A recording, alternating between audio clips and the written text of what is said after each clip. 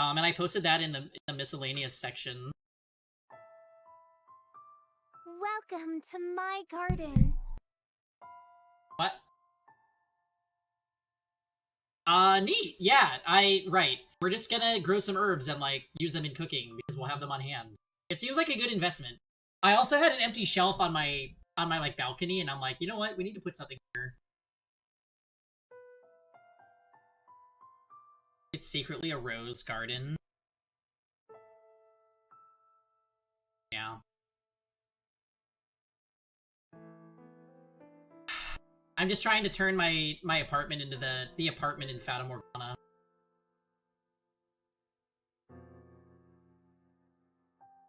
There are worse ideas. Jam, do you have something against gardening?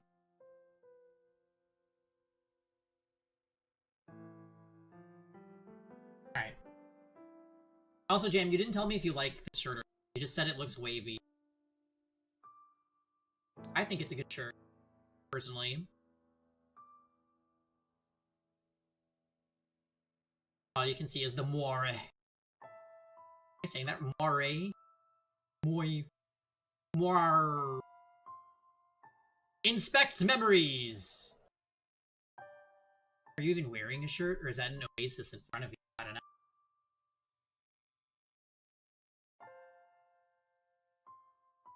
All I know is the way I'm wearing the shirt, you can see my horrendous farmer's tan. It's time to go and tan by the pool. Someday. In the near future.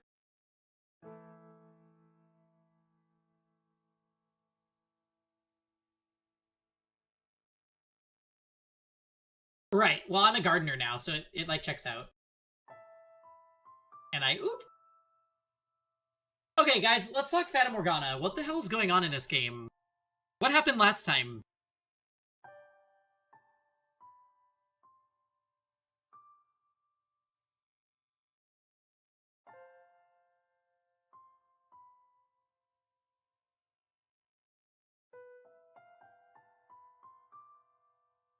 We saw a bunch of ghosts. Oh, right!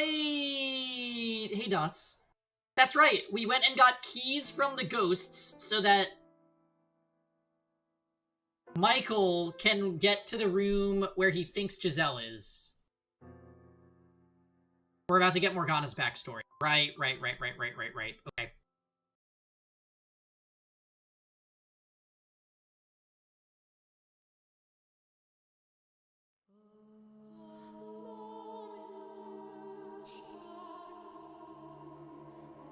So, yeah, we're about to get the backstory of the witch Morgana. Which, honestly, we've been kind of wondering about for the entire game. Would this count as door 7?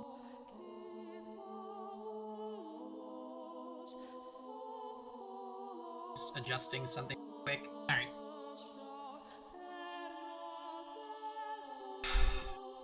I carry within me the child of God. Oh, okay, so door 7 is after this. Okay, gotcha. That is where it all began.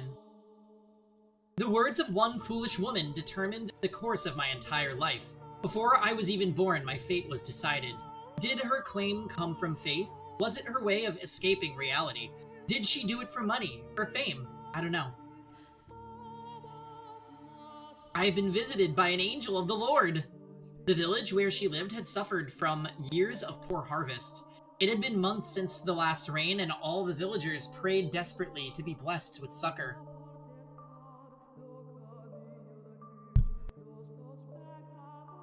I am with child, though I have known no man.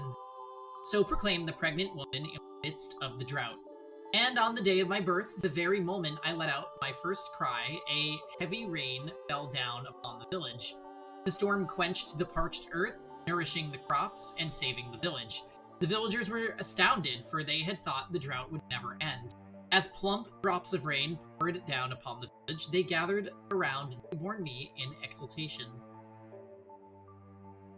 They didn't realize that it was poison. Ah, she is the child of God! Perhaps there would be more wonder in claiming I had magical powers. Perhaps it would make a better story if I were to say that there were higher forces involved. But all these years later, here is what I truly think. It was nothing more than a fluke, an improbable stroke of luck, an unbelievably fortunate accident for my mother and the village, and an indescribably unfortunate accident for myself. I am with child, though I have known no man. Haha, as if that's even possible.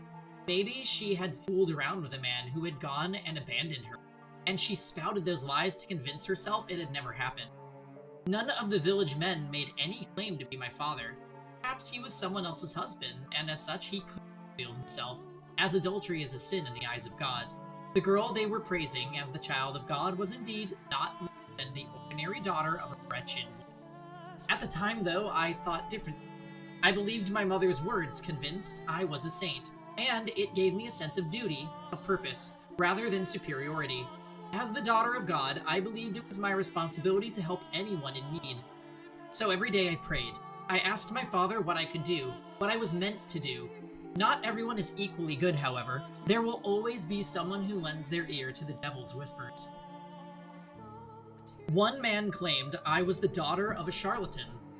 He shouted for all to hear, "If you are really the child of God, then perform a miracle for us." Could he have been any more unreasonable? Miracles are neither magic nor parlor tricks. They are realized through the power of faith. A lowly villager had no place demanding God his own divinity. It is the height of arrogance. But the man refused to heed my words, so, having no other choice, I contemplated what I could do to show him I was indeed a saint.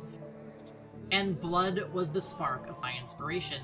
Michael, the time when I lived and the time when you lived were not so different. Our views and beliefs about the world are very much the same, so you should understand that in our time, blood was seen as unclean. It was a dreadful thing, ridden with diseases, which is why we drained the blood from animals and purified the flesh before consuming it. But being a saint, my blood would have been different. Like the blood of the saints who came before me, mine would be blessed. I believed it would be able to cleanse people's impurities. For my demonstration, I chose an elderly woman afflicted with a terrible disease. She was on her deathbed, and no one thought she would live for longer than another day or two. The woman was overjoyed when I came to visit her, sincerely believing me to be a holy servant of the Lord. She gathered all the strength she could muster to climb from her bed and kiss my feet. I felt an intense, deep love for this woman. Placing my hands upon her cheeks, I said with all the kindness in my heart, I will step on you. "My beloved sister, partake of my blood." The woman agreed without a glimpse of hesitation, and so I pricked the tip of my finger with a knife and let the blood drip into her mouth. Within 3 days, her health had improved enough to get her out of bed unassisted. Seeing that, no one in the village doubted my powers any longer. In fact, the man who had accused me of being the daughter of a charlatan was subsequently punished for his sins. He received much deserved retribution for challenging the daughter of God, for mocking her. But of course, being a saint, I forgave the man. He in turn repented and changed his ways, worshipping me as the true child of God. Now I'll be honest with you, I was ecstatic, utterly elated.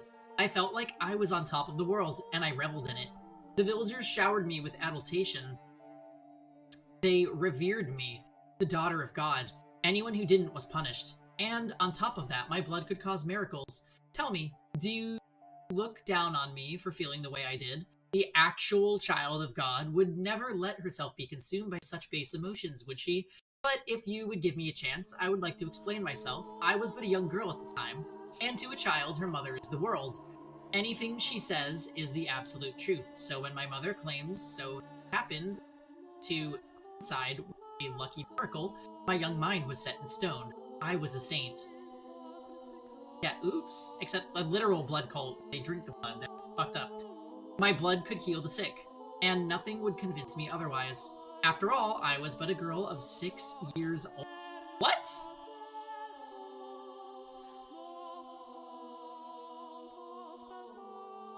A 6-year-old girl pricked her finger and let some random lady drink her blah, blah, blah, blah. That's crazy. It is not my place to decide whether my blood truly had miraculous powers or not. If you think it did, then it did. And if you think it was happenstance, then so it was.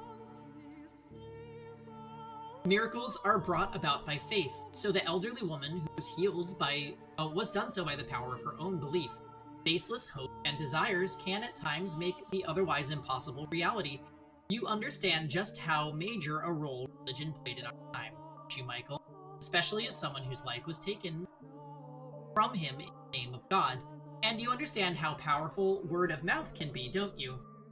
It didn't take long for word of the miracle-performing child of God to spread. Travelers from faraway lands came to our village, all in search of aid. Driven by a mixture of elation and duty, I gave my blessings unto every pilgrim who sought them.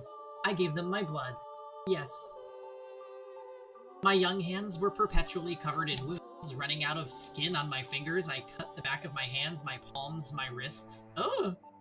Before long, they had turned into swollen, carved up black and red horrors, and so I kept them wrapped in cloth at all times. The only time I uncovered them was to give blood to those who sought it. My lacerated hands were in no uncertain terms gruesome and unsightly, but the believers who came to see me all wept at my selfless sacrifice, and so I came to cherish those wounds. There were some for whom no miracle took place, but whenever that would happen, the villagers would come out and say, "The daughter of God is not to blame, you simply lack sufficient faith." Thus, such incidents had no negative effect on my reputation as a saint. For 3 years, I continued doling out blessings. One day, while I was offering a prayer, my mother let slip her discontent. "Why must you hand out miracles for nothing? Why must you give strangers grace? We should be getting compensated. We deserve remuneration. If we charge just a little bit for each blessing, we could be living so much more comfortably." I was dumbfounded. How could the mother of a saint say such things? Helping people was my divine calling, and she was expecting. I nearly wept hearing my mother preoccupied with such worldly desires, so I explained to her how important this work was. I taught her that we were not to covet material wealth, that we were to dedicate our lives to the service of our fellow man. "You're right, my dear saint," she said, understanding. And I believed her. I fell asleep that night convinced she truly understood and that there would be no more problems. But the next day, I was sold off. Men I had never seen before carried me by the arms and tossed me into a carriage. Confused and panicked, I stuck my head out, searching for my mother. Off in the shadows of the house, I saw her with a strange man, accepting a bag of coins. Oh. Wow!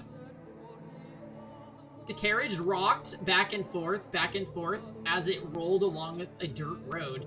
Shaking and bouncing within, I struggled with overwhelming grief and despair. It was perhaps the first time in my life I had felt such powerful emotion.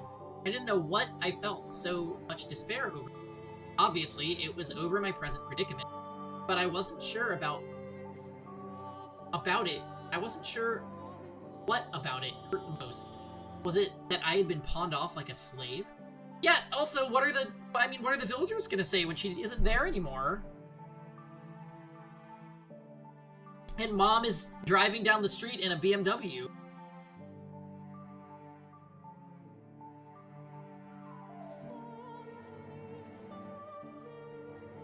Was it that my mother, the mother of a saint, had been blinded by money?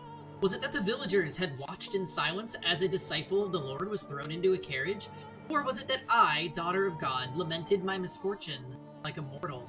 I decided it was a trial. My father, the Lord God, was testing my worthiness of being his daughter, so I choked back my urge to cry and sat there in silent contemplation. For almost 3 weeks was I rocked around in the carriage. The coachman treated me well enough, but I'm certain it was only because he didn't want his precious cargo dying before. Oh, Mitch wants a backlight chain. What color would you like, Mitch?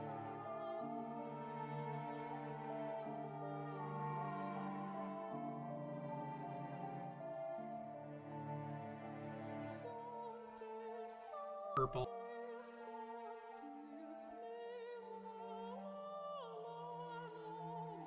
Alright, purple. Oh, you're switching the front light to pink. Oh boy. Things get really weird looking when I switch the front light, but ganbate. Actually, this isn't too bad in my opinion. You guys always say that I look crazy. but I don't mind. It's pink and purple. This is the Lisa combo. Colors. Well, there you go. He did not by any means think me the child of God. The third week, the carriage arrived at his city. It was much larger than the village I had grown up in, with many, many more people crowding the streets. Something about them felt different, too. They all spoke in a tongue foreign to me, which is when I realized I was far, far away from home. I was delivered to the lavishly decorated mansion of the region's lord. Brightly colored flowers bloomed wildly in the garden as guests laughed and ate extravagant meals. And in addition to them, there were probably 4 times as many slaves moving around about the grounds, getting a range of looks from everyone we passed, from smartly dressed men to scrawny, emaciated servants. I was led to the Lord's chambers. The Lord was surrounded by beautiful women. Perhaps they were slaves, or perhaps they were prostitutes. I couldn't tell. Among them were some girls hardly older than me. They all wore thin swaths of cloth, barely covering themselves at all. The Lord looked me up and down, and with a laugh, he said, "Welcome, daughter of God. You'll be miracles for me from now on." Miracles are not something to be performed for one single person's benefit, I replied, shocked and furious. He had just said something so utterly blasphemous. In response, he said, "I bought you. You are my property. You have no right to an opinion." But I would not have any of it. I entreated him to give up his indulgent lifestyle and devote himself to the service of the Lord. But the more I pleaded, the deeper the creases on his face grew. Thinking back on it now, it was hardly surprising. A 9-year-old girl was scolding the most powerful man in the region. I believed it was my duty and that I was only doing what was right, but he surely saw an incredible arrogance.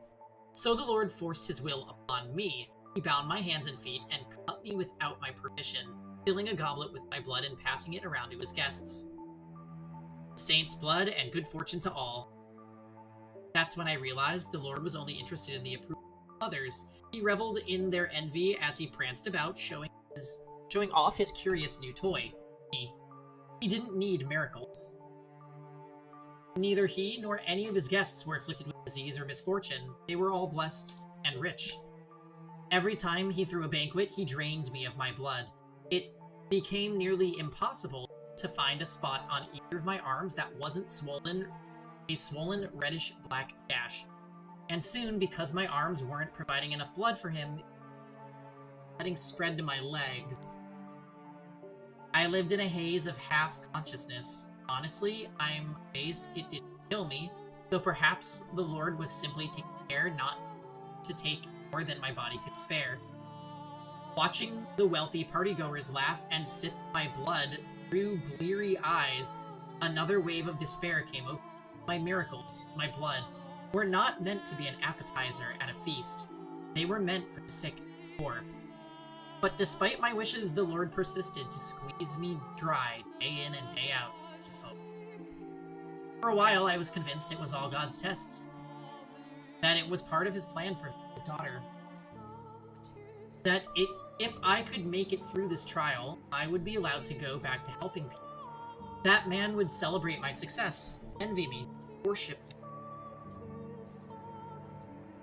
The sinners would face punishment.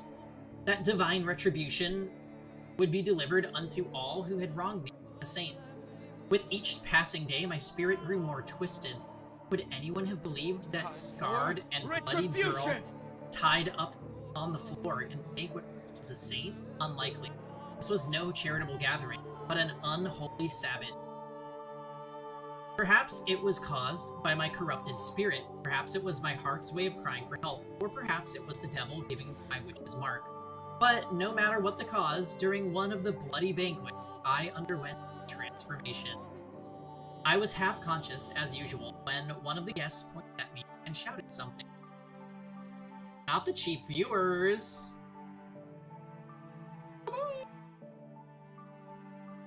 His face went pale, as if he were afraid, which I found quite curious. The Lord then approached me, grabbing me by the hair and lifting my head. He yelled something, and I was too far gone to be able to make out what he was saying. Yeah, we've already got Dammy, so we don't need more. Duh! Suddenly I found myself released from my bonds, but my body had grown so weak from being tied up for so long. I didn't have the strength to hold myself up, so I collapsed to the floor. I was still trying to figure out what was happening when the Lord drew his sword, raising it high above his head. His words in that moment reached me with perfect clarity. You're a damn witch wearing a saint's skin. Why was he calling me a witch? I was the holy daughter of God. I had certainly never made a pact with the devil. What could have given him that idea? What was in store for me now? Had God performed some kind of miracle for him? Dozens of thoughts and questions floated through my mind as death hung. I couldn't comprehend anything, so I didn't feel any fear or anger at my impending death. I was simply curious what happened to me. And before I had the chance to find that answer, the Lord swung down his blade.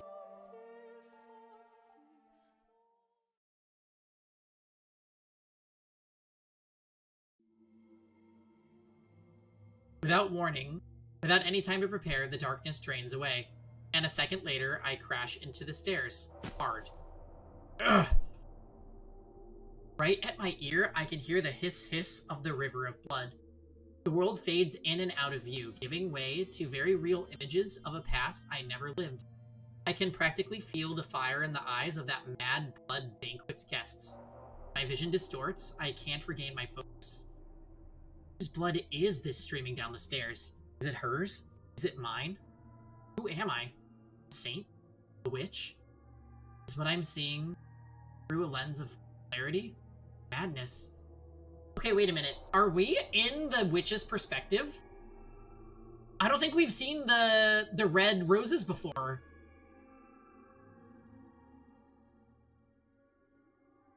I think we might be Morgana's perspective right now.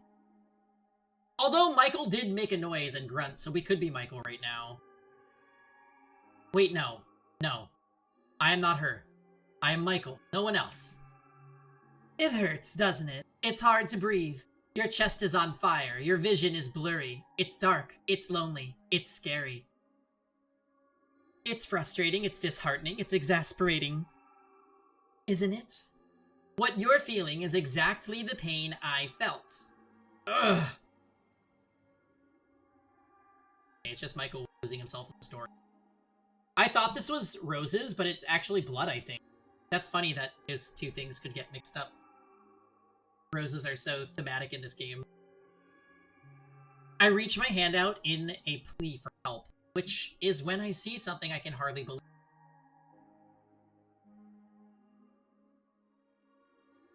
Both my arms are covered in gashes, blood flowing from them without end. That's because you stuck your hand in a freaking rose grinder. Just in case you forgot, that happened.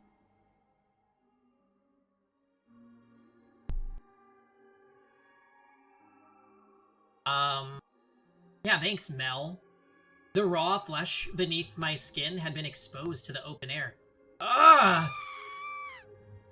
All I can bring myself to do is scream. That pain, her horrible past, is doing everything in its power to break me. That 9-year-old girl's sickening experiences are twisting and constricting and crushing me. Why is this happening to you? Are you really that slow, my dear? You're empathizing with my pain. You're just that kind-hearted, Michael. Ugh. You said you wouldn't give up, didn't you? That you would make your way to me. Then surely this won't be enough to do you in. Of course it won't. Mustering up every last bit of strength I can, I begin crawling up the stairs. The red river beats against my open wounds, stinging painfully. The simple act of lifting an arm or leg is almost unbearably agonizing. The blood dripping from my lacerated arms mixes with the blood already soaking in the tower. So this is the pain Morgana suffered. You despise everyone, Morgana. Did your resentment at your mother's betrayal, at the people who came seeking your blood, at the Lord who took your life, turn into a hatred for all mankind? Your perception of me is still incorrect, Michael. My grudge is only against a select few. Think about it, my dear. Of those thousands, millions, billions of people living on this planet, My world is comprised of but a minuscule fraction of that. Hatred for all mankind? No, what I feel is not nearly so nebulous. Although, if I had died still believing I was a saint, maybe I wouldn't have such a well-defined mission. You saying the Lord didn't kill you? Oh my, did you think that was the end of my tale? Ha, despite all your big talk, you're afraid of having to suffer through any more of that, aren't you? But you're the one who said you wouldn't give in. So go on, know my pain, without losing your mind.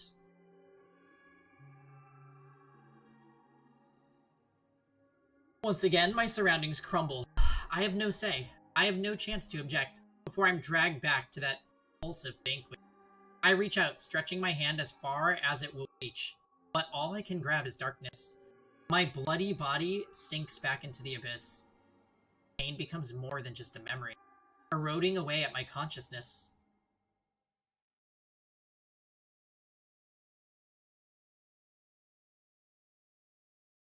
You're a damned witch wearing a saint's skin. Maybe if I had died then, I wouldn't have become the witch you now know. That's all conjecture. Theorizing about what could have happened is an exercise in futility. But no, I did not die that day. Brought together by constant mistreatment, the Lord's slaves chose that moment to start their revolt.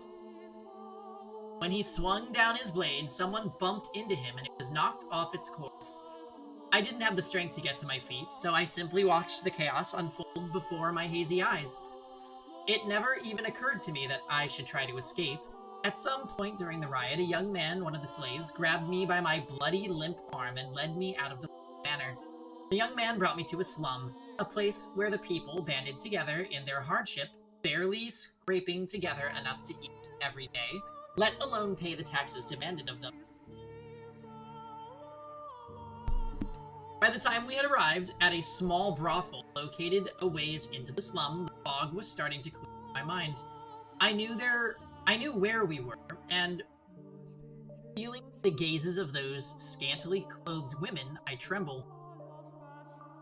In a sense, that was probably the most frightened I had ever been in my life, despite everything else I had been through. The idea that I had fallen so far, I would have to become a prostitute, scared me to death. After all, I was a saint, and saints were supposed to retain purity. Spreading my legs for any man who gave me enough coins would shatter my very identity. As all that was going through my mind, I probably shouted no in protest because the slave gave me an exasperated look and told me he hadn't brought me here to become a prostitute. He said he knew someone there, someone I could trust, and that she would give me a room. I had trouble believing it, though. I couldn't trust the word of a prostitute, someone who valued money more than her own body. It was all a trap, I was sure. One day, they would tell me I had to work. Nothing he said would convince me otherwise. Apparently sensing my mistrust, the slave gave me an apologetic frown and handed me a mirror saying, even if I did, you couldn't get any work looking like that. I could not believe what I saw. That couldn't be my face.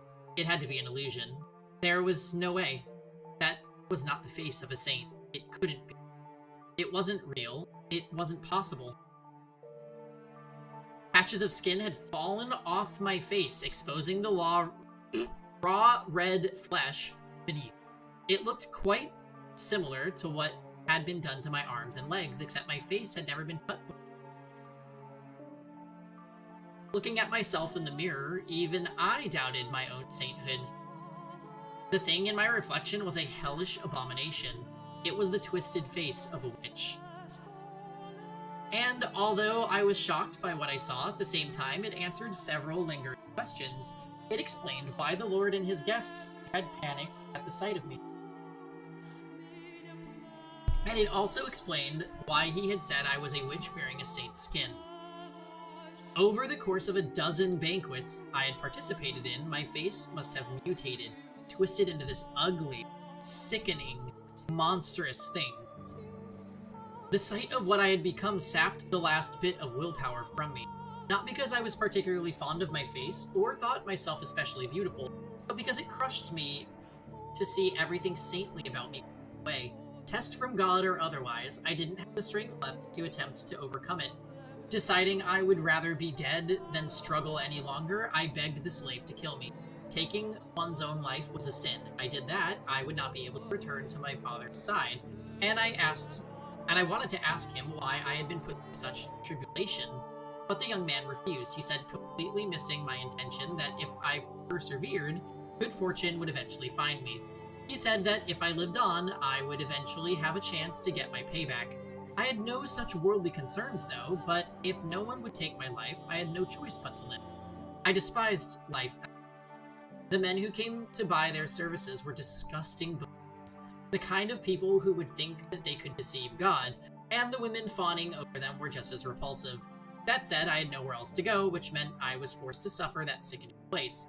But by time a year or so had passed, my feelings about it had changed.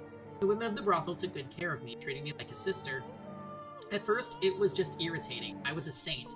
How could a saint have prostitutes for sisters? But over time, I got to know them better, grew to appreciate their circumstances and hardships.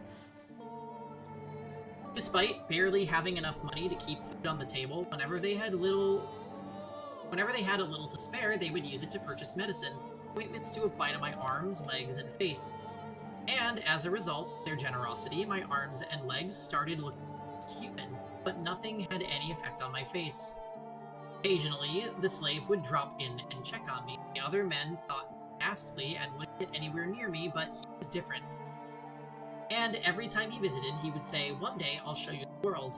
And to tell you the truth, I was beginning to attach to it all. My time at the brothel was probably, all things considered, one of the brighter chapters of my life. There, I was neither saint nor witch, but an ordinary girl. For the first time, I felt like my life had meaning beyond my assumed divine purpose. I was even beginning to feel happy. And with each passing day, my intractable worldview was gaining a little flexibility. Perhaps I could perform this, but that didn't necessarily mean I had to be the daughter of God or a saint. Maybe I was just a regular person who happened to possess some unusual abilities. Ridiculous, isn't it? Despite coming to accept my humanity, I refused to let go of my miraculous powers. What it do? Hey, Diamond. Happy Saturday. We've had a good day. We played one chapter of Path of Radiance. Thanks! Everybody loves this shirt. I'm so happy. Goes well with the lighting. Yeah, this was a lighting redeemed by Mitch. I kind of love it. You missed it? It was the birds chapter. And our deployment... Basically, Mia is one of my best units now, because she killed all the birds with the Lagoose Slayer. And she gained 1,000,000 strength. So, like, Mia's actually a hero unit.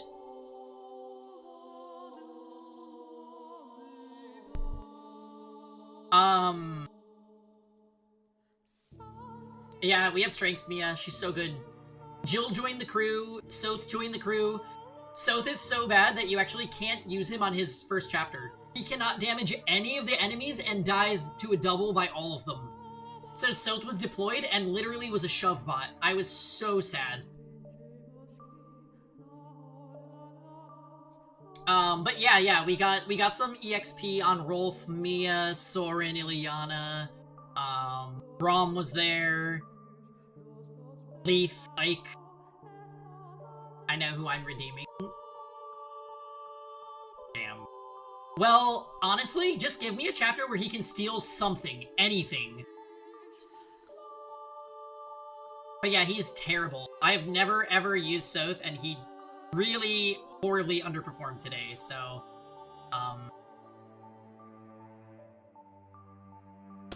Oh, also Mist is getting, like, Bizarro levels.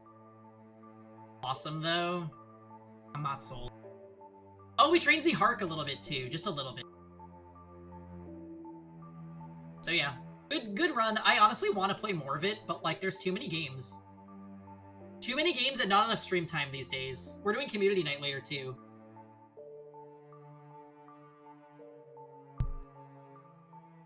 I had a lovely afternoon hanging out with my sister. So that was cool. At the office? Yes. Make that overtime. My sister and I went out to a restaurant and we ate and drank and then went to Home Depot and bought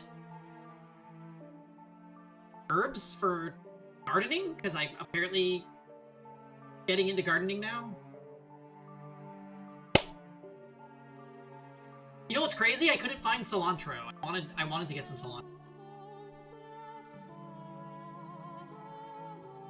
I think you should. Yeah. Yeah, I did. I got basil, rosemary, oregano, thyme, and mint. You can die now. Rosemary, not goldberry. I need plants for my place, I think. Yeah, I had empty shelving out on my patio, and I was like, You can die now. I need to put something here. Are you gonna grow roses so Mel can bait people? Okay, yeah. Yes, Rosen already made the joke too that I'm gonna make a rose garden outside because Morgana is a fucking troubled game.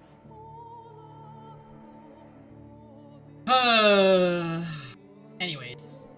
Welcome to my garden. Yeah, the Biblis command is becoming more powerful. Welcome to my garden. I need to go and make Unicorn Overlord and Rebirth commands. Maybe tomorrow before stream. I'm not streaming tomorrow. Fuck.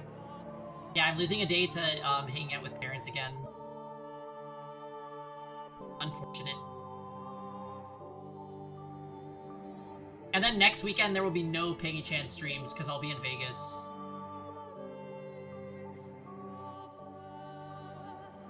Overlord commands? No. Unicorn Overlord. Not Eins Algu.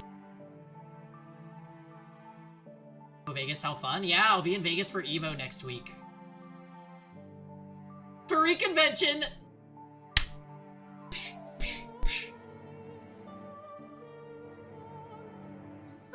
Well, I mean, Sonic Fox is a top fighting game player, and he's a furry, so I can't even really deny it.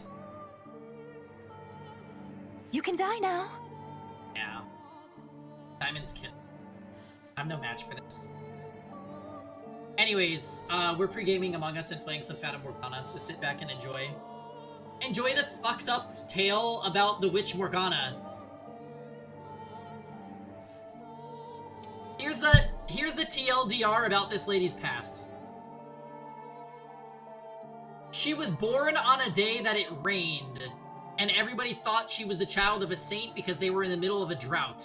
So her being born, the mother claimed that she was a virgin and was having a daughter, and that it was a miracle, and the miracle brought forth the rain, which saved the village. And then the little girl believed she was a saint, and for some reason knew that in order to prove that she was a saint, she cut her finger and let blood drip into the mouth of a dying woman, and it saved her life.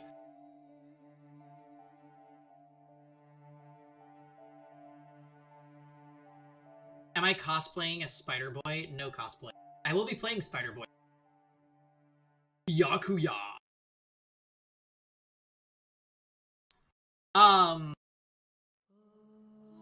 Yes, so that's the first part of this. Then, because she didn't want to monetize these miracles that she can perform via her own blood, her mother sold her away to a noble in another country, and then she was taken to his mansion, tied up, and cut up at banquets so that he could distribute her blood to all the banquet guests.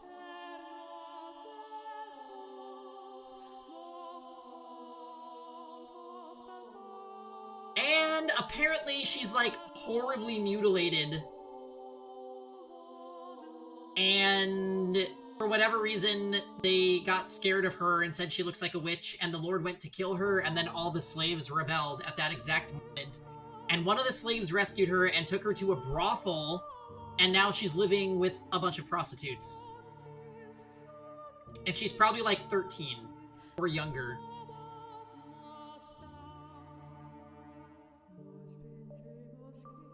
So that's the story of the Witch Morgana. Did everybody, this will be on the tests.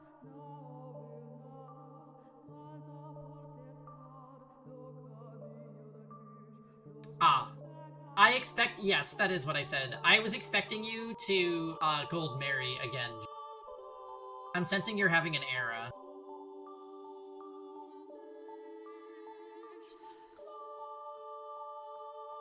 Yeah, we're ponytailing a bit.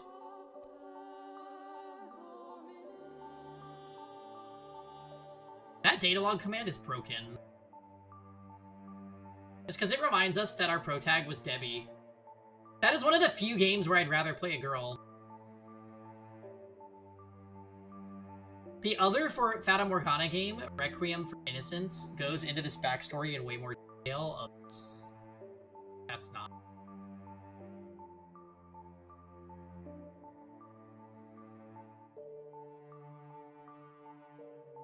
Alright, let's continue.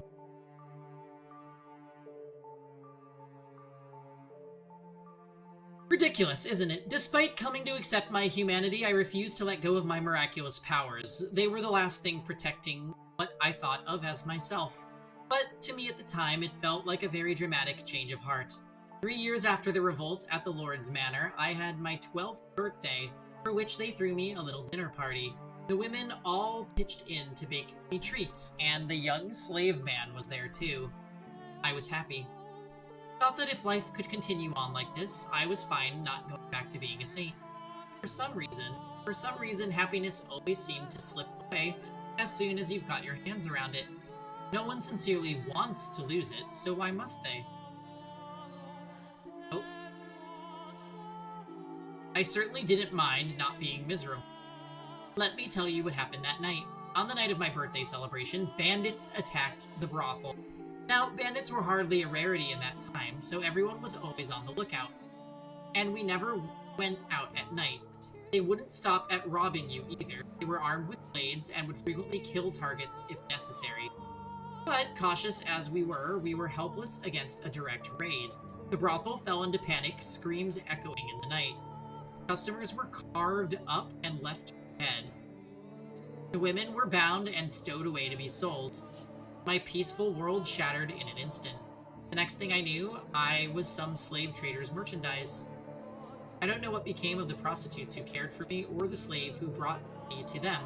I assumed the women were sold and the young man was slaughtered. But regardless, I found myself being rocked around in the back of a carriage once more. The carriage was packed so tight you could barely see the floor, and it smelled like death.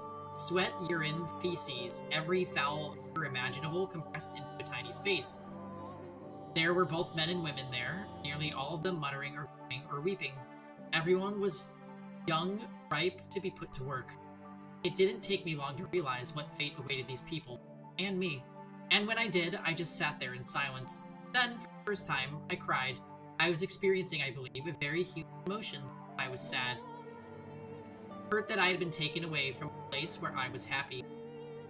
From the women at the brothel and that young man, it crushed me. And no longer did I wonder why such a thing was happening to the holy daughter of God.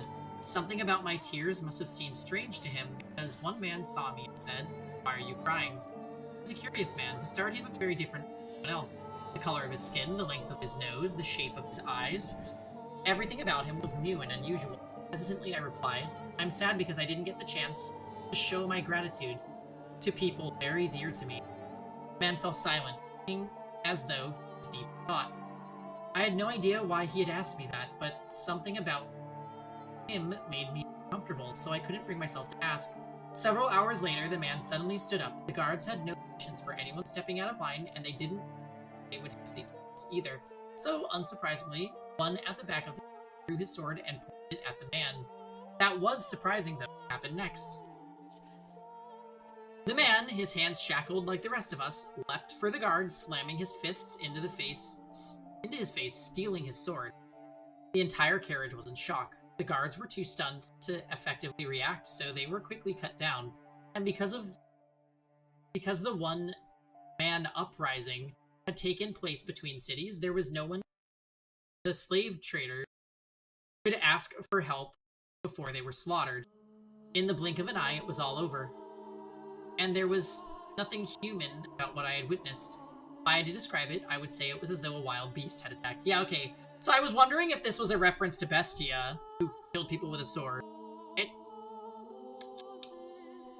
She's also implying, based on this whole, like, his eyes and everything about him look differently, that he's probably, like, from Asia. And they're usually in Europe.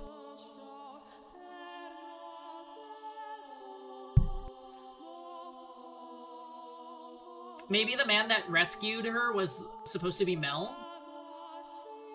If these are reincarnated characters, I don't know. The man ruffled through the slave trader's clothes until he found the keys, which he brought to me, ordering I unshackle him.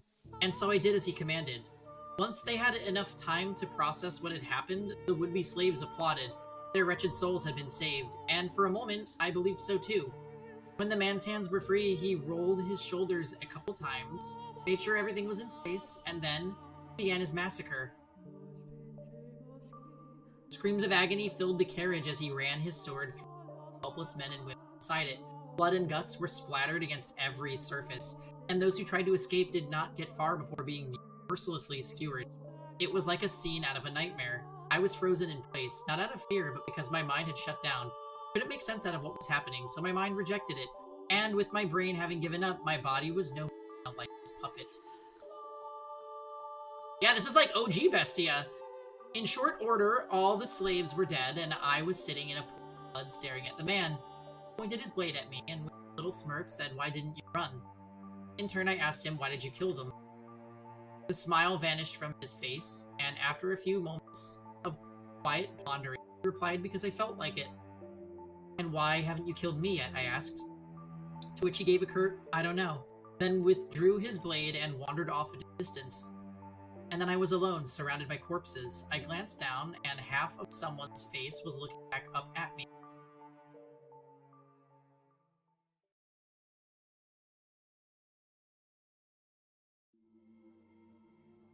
Wrapped in absolute darkness, warm blood spills onto my cheeks, my hair, my skin.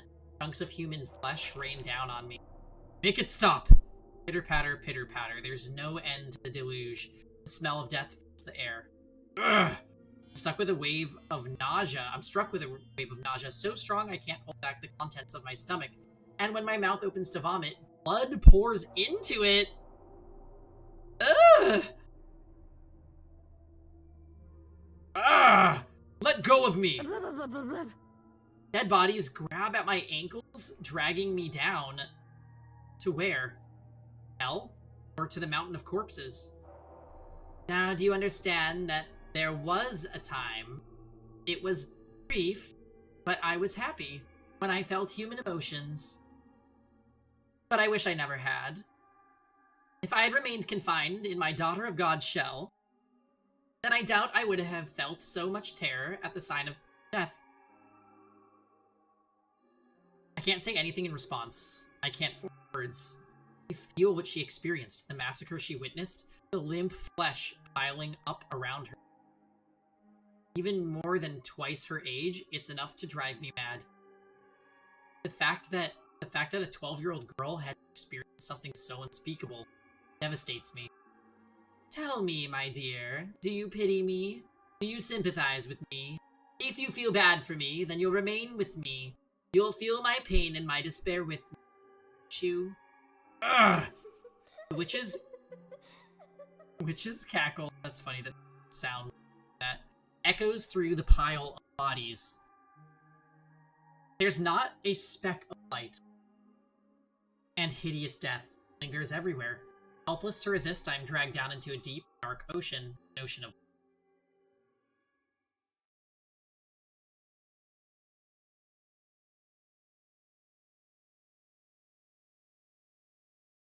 Now, on with the story.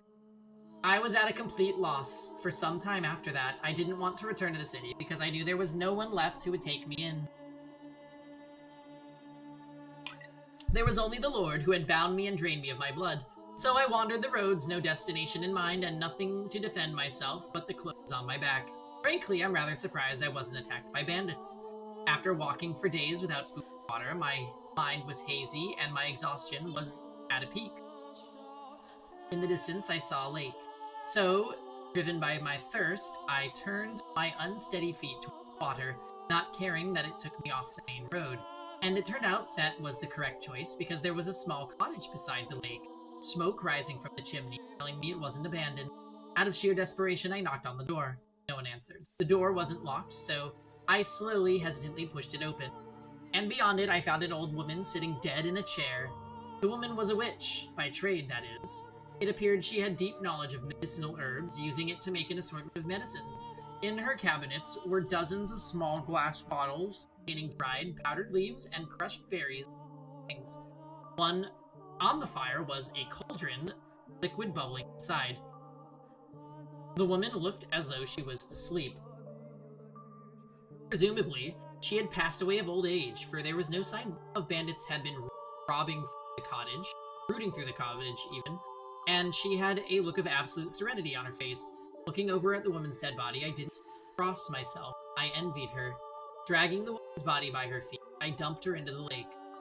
Do you think doing so makes me a bad person? Makes me unsaintly? Well, I didn't have anywhere else to go, and the owner of the cozy cottage was no longer of this world. There was no reason I couldn't fill the home with her stead, was there? I deserved to have somewhere I felt comfortable after everything I'd been through, didn't I? And so I took up residence in the old witch's cottage and remained there until my 16th year. By 16, a terrible cynicism had taken root in my heart. I had no trust for people. I shut them out, building high walls around myself.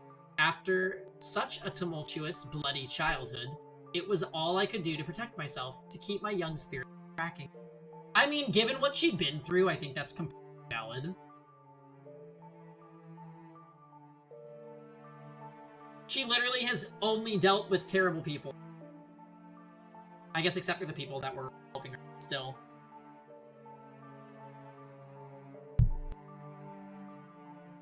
Nevertheless, travelers would on occasion pay the old witch's cottage a visit, seeking medicines. When someone arrived, I would cautiously crack the door open, telling them that they could trade for whatever they wanted with me, and never showing my face. One day, a young man showed up at the cottage. My sister has fallen very ill, and she desperately needs medicine. He was very soft-spoken. There was a distinct kindness in his voice, which I thought unusual, curious. What kind of person could he be? What did he look like? What expressions did he make as he spoke? To satisfy that curiosity, I snuck a peek at him through the crack in the door. He was a handsome young man with flowing flaxen hair, and upon seeing me, he didn't flinch back in disgust. He smiled. According to him, his younger sister had fallen gravely ill, and though they had tried a number of remedies, she was still bedridden. Yeah, it's gotta be Mel, right? Especially because he's talking about the sister. The medicines I gave him, too, had no effect, and he persisted in his quest, visiting me again and again, combinations to try. He wanted nothing more than to relieve even the slightest bit of his sister's suffering, and moved by his dedication to his family, I too wanted to do anything I could help. For the first time in years, my world had encompassed more than my small cottage. When the young man came, he would ask not only for medicine, but to go on walks with me. He volunteered to spend time with me, despite my horrifying appearance. It's not healthy to stay holed up all this time. We've got this beautiful lake right here. What do you say we take a little walk around the shoreline? He said it with a smile, taking me by the hand. We spoke as we circled the lakeside. His voice was always soft and pleasant, like a ray of light shining through a crack. When I was with him, I felt like I could be an actual person, an ordinary girl. This is gonna end well. He talked about his sister more than anything, and whenever he did, he was at his brightest and most melancholy. The young man had been a member of a noble house, but disputes over who was the rightful heir had forced him and his sister out. Shortly after that, his sister had fallen ill and was now bedridden. I'll take anything at this point to make her better. I'll even take a miracle if I can get one. That word muttered beneath his breath sparked my memory. I was a saint. My blood had healing properties. I had no reason to hesitate. Someone needed my help, and deserved it more than this kind-hearted young man's sister. So I decided to tell him what it was, that my blood had miraculous power, that it had saved me. That the moment I had been born, the drought plaguing my village had come to an end. That I had been known as a saint, daughter of God. I told him everything. He believed it all. He led me to his house, where a pale, sickly young girl lay in bed. She was a sweet little girl, the same flaxen hair as her brother, who, like she, would have been quite spirited if not for her ailment. It was touching to see the two siblings sitting there together, quietly holding each other. I would gladly give my blood for the two of them, and so I made a new cut on my arm, which had healed considerably thanks to the slave and the brothel, and let the girl drink my blood. Neither of them had any doubts about my sainthood. And because they believed, a miracle occurred. The flaxen-haired girl recovered enough to get out of her bed. I was extremely proud of myself. Felt like for once I had actually saved someone's life. The only issue was she didn't make a complete recovery. For a few days after drinking my blood, she was in good health, but her condition quickly regressed. I was deeply perplexed by this. A miracle had undoubtedly taken place, but it was only temporary. Now, though I believe I can explain what happened, her recovery was nothing more than a placebo effect caused by her faith. But that's something I couldn't have known at the time. We were all three perplexed, and we were all three disheartened. Nevertheless, I was prepared to give her my blood as many times as needed. Whether her condition worsened, that young man came to request more. Whenever the condition worsened, he request more, and never once did I turn away. On the contrary, I enthusiastically offered her my services. Over time, though, the hope in his eyes began to fade. Like a river. Ew, what? So basically she gives people her blood and they drink it, and it's supposed to cure them because they have so much faith that they, like, psych themselves out. Like, mind over body. But she's, like, actually very sick, whoever this girl is. I guess Walter Nelly. But yeah, that's why, when she was being held by that lord in the city, he literally just kept her bound up and would carve her up at banquets so that he could give blood to all of his guests. Pretty fucked up.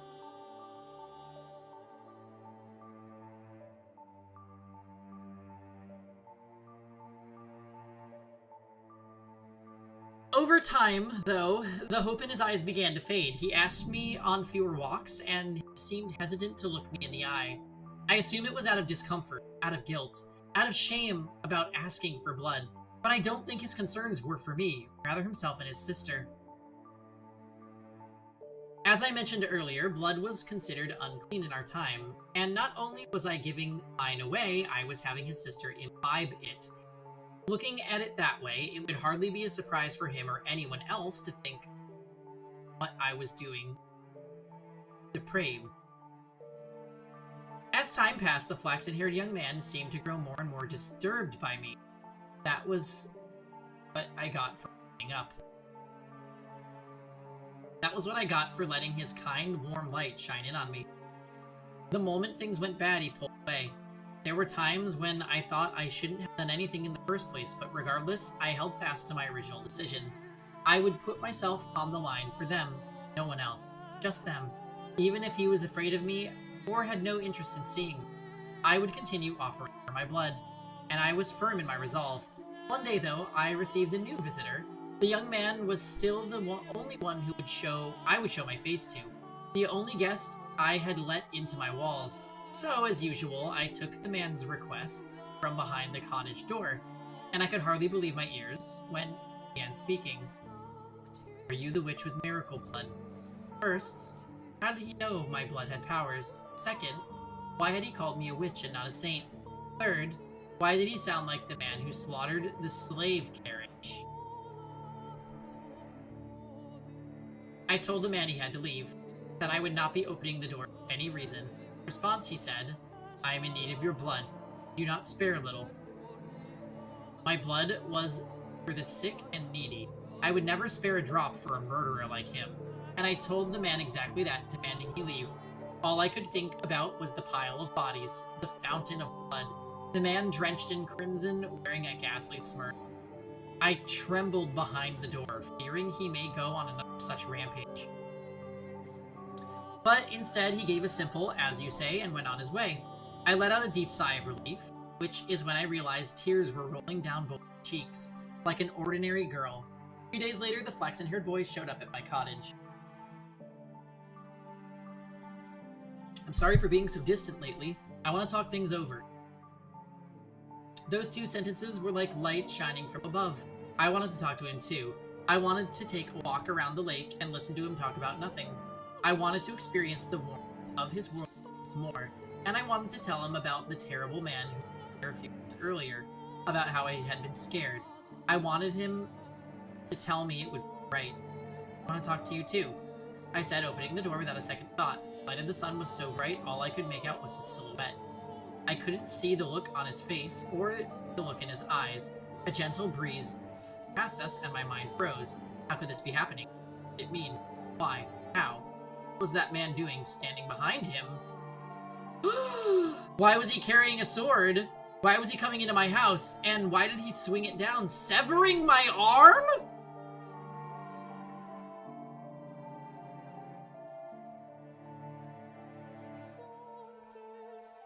Oh my god. I was in a daze. I couldn't make sense of anything. I didn't want to. My left arm fell to the floor before I even knew what was happening, and my legs gave out. The pain, searing and unbearable, came a few moments later, as I was lying in an ever-expanding pool of my own blood. I did something then that I hadn't done before, that I had resisted doing no matter how much blood the Lord had stolen from me. I screamed. It was a hideous, visceral noise, a sound I never thought a saint could make. The same ear-splitting howl the slaves had made as the man butchered them. I writhed, I wailed, I wept, I crawled across the floor through my own blood. I begged and begged and begged for my life. The man walked over and picked up my severed arm, and then, shockingly, he tossed it to the kind-hearted young man, after which he said, "There's your share, that should last you long enough." Share? What did he mean by share? So wait, is this the Bestia guy teaming up with not Mel? Or is this a different crazy person? Bus clapped. What do you mean by share? What was he talking about? Why had he given him my arm, and why had he taken it? Why was he talking like they knew each other? Why? Why? I had spared blood for him when he asked, hadn't I? So why was he doing this? Was cutting my arm off and stealing it easier on his conscience than simply asking? You understand how I felt, don't you? You can put yourself in my shoes, can't you? The young man refused to look me in the eye, holding my bloody arm in his trembling hands. He fled the cottage as quickly as his legs would follow. The man then walked over and picked me up. I had neither the strength nor power to resist. Pulling me in his arms, he began to speak, telling me things I didn't know, things I didn't want to hear, and he didn't care. Nothing personal, just needed blood. Without it, she'll lose her church. Take it personally? Tell me, is there anyone in this world who wouldn't feel a bit of spite after being through such torture? How was I supposed to let that slide? No one's that much of a saint. My trust had been betrayed, and I was supposed to turn the other cheek? A man had barged into my home uninvited, cut off my arm, and I was supposed to smile and take it. Is there anyone anywhere who doesn't feel even the slightest bit of hatred? Ever? Is there anyone in this world who could just laugh and brush off this level of abuse? Tell me, is there? How could I not hold a grudge? How could I not despise them? How could I possibly forgive them? Tell me, please, tell me, how could I? She needs the money. I needed some way of getting enough money to keep. So the Lord made me an offer. If I brought him the witch with the miracle blood, he would finance a whole new church for me. The Lord? Why him again? Why couldn't he leave me alone? After trying to kill me during one of his blood sabbats, why was he after my blood once more? Had he learned it really did have miraculous powers and decided to take me back? Get to be the sacrifice to keep her church from collapsing, to keep her world from collapsing. Sacrifice? Excuse me, what? And what's this about keeping the church from collapsing? You murdered a carriage full of innocent people, and you're trying to protect a church? You? Are you out of your mind? Churches are where people go to communicate with God, to speak with my Father. How dare you soil those sanctified grounds with your filthy hands, you beasts! It's insulting, sacrilegious, repulsive. Just what do you think we are? So don't take it personally, witch. I'm not a witch. I'm a saint. I was a saint. My blood exists to do the Lord's work, not to satisfy the avarice of men. Why is this happening to me? Okay, so it seems like maybe these people are reincarnated into other timelines to be tortured, right? Like, that's why we saw Bestia in Door 2, and that's why we saw Mel in Door 1. And we don't even know how Jacopo is going to be involved in this. Honestly, the Lord of the Mansion could be Jacopo.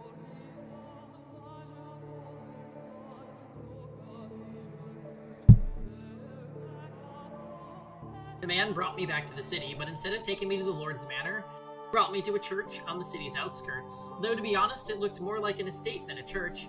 The church also served as a hospital, offering free care to less fortunate children, the poor, and the infirm. That was when I learned why he had said they needed money. The owner of the church offered unconditional assistance to anyone who came, even the food and supplies. When food and supplies ran low, they would ration their own in order to keep others. As a result, the church was perpetually on the verge of collapse. The church was run by a woman, something exceedingly rare at the time. There were no priests. All management was handled by a single nun, who everyone referred to as the Saintess. I was the saint. Why was this woman, who didn't have the ability to perform miracles, being worshipped like she said? Or like she did? Why did the people of the city idolize her? Why were their smiles all directed at her? Why was I not in her place? The man carried me to the top of the observation tower. I was there. It was there that a man... Can I please read properly? It was there that I had my reunion with the Lord. I was to spill my blood for the people of the city, but also for the Lord's profit. He was not offering free aid, but selling it as medicine. Claimed it was a miracle elixir, telling no one that it was actually my blood. It was mixed with a beautiful red wine, and drinking it would cure you of any ailment. If they knew it was actually the blood of a witch, they would think it unclean. They would feel... Ha ha ha ha ha. I remained imprisoned for a long time. In the beginning, the swordsman guarded me, though before long, the flaxen-haired young man showed up as well. Presumably, one severed arm wasn't enough to keep his sister healthy for long. In listening to their conversations, I learned that to ensure no one else could get in, the observation tower was sealed with 3 locks. The Lord, the swordsman, and the young man each held one of the keys. So Jacopo 100% is the Lord.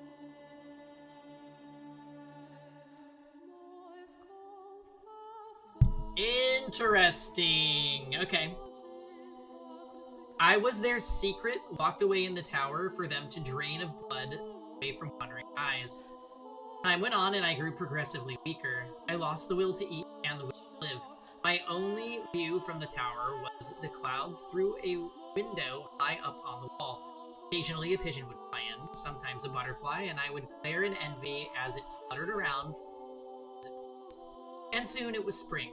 Every spring, the church had a festival to pray for the coming year's harvest and the people singing.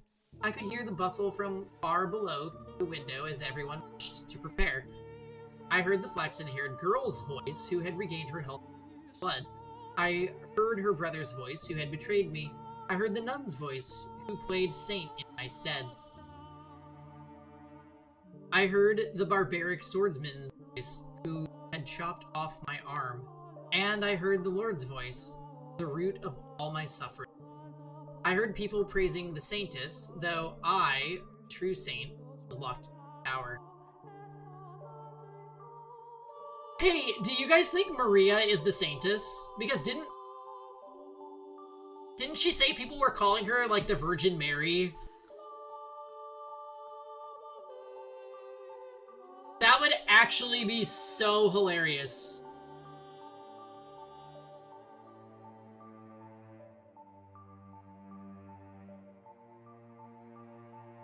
I heard people thanking the Lord for his generous donations and miracle medicine, though it had all come from me, propped up on my suffering. They cheered and clinked glasses of bloody wine. Those merry, peaceful, cheerful, spirited sinners' voices resounded in my tower.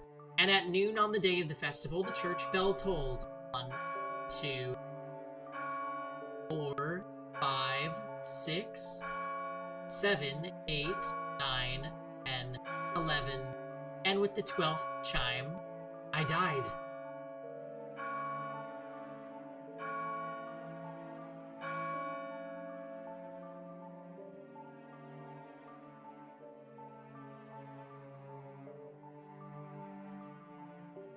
As the bell's last And they pealing lived happily faded ever into after. silence, the tower doors swung open. Standing on the other side of it were three My men. goodness, how awful!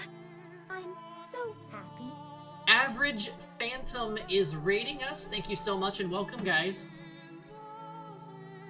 Y'all are getting here just in time for some Fata Morgana.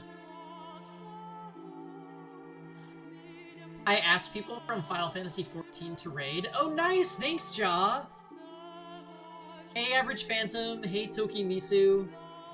Welcome, guys. You tell them about Thaumaturge energy? Oh my god. My character in Final Fantasy XIV is level Another happy 32, customer. you guys. I need to get back on the grind. I really do. Thank you for the follow, Tokimisu, and thank you so much for the raid, and thanks for the suggestion, John. That means a lot. Welcome, guys. I am not playing 14. We're actually playing a visual novel today, called House in Fata Morgana, and we're at kind of a really bleak story. Okay, you know Fata Morgana. Okay, yeah. Just about ready to beat some gods. You know it. Chef's Kiss. Yeah, this game is really good. Really, really, really good. Did you have a good stream, Phantom? I don't know if my moderators are here at the moment.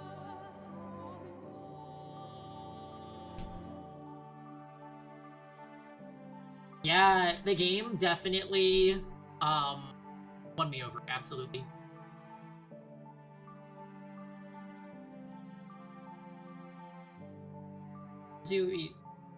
Here's my there. I was just gonna bring up your stream and give you a follow back. Oh, cool. We're VTubing. Love it.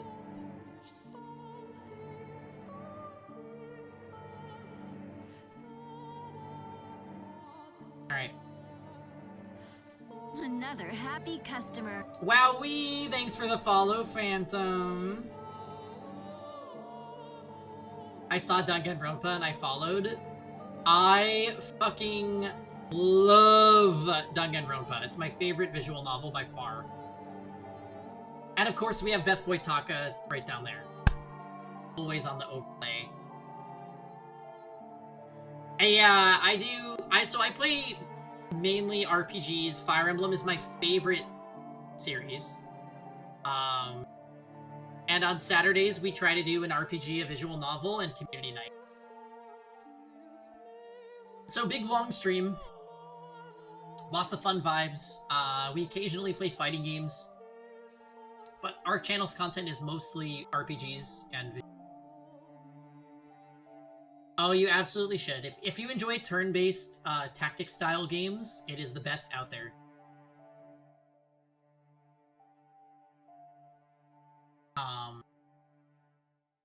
Yeah, we actually did one map in Fire Emblem Path of Radiance today, which is the GameCube version, the GameCube game.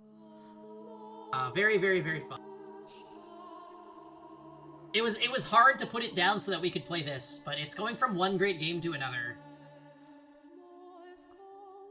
Yeah, you should. So actually, I have a friend that's getting into Fire Emblem right now as well, and he was asking me about what to play, and I told him Three Houses, and he seems to be liking it so far, as someone that's never played a Fire Emblem game.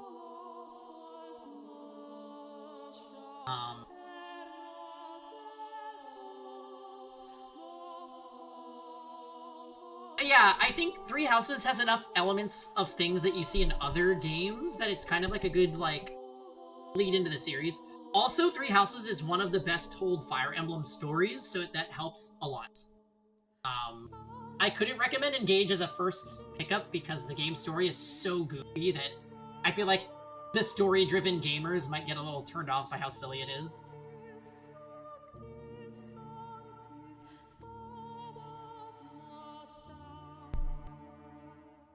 Yeah, Three Houses is for sure a good one. It's referential AF. It is, because, yeah. Engage, I recommend. I actually love Engage. Engage is probably top 5 Fire Emblem. But, it's just, you have to be ready for a bad story. Yeah, Three Houses has a banger OST, it's true. You know what else has a banger OST is House and Fata Morgana.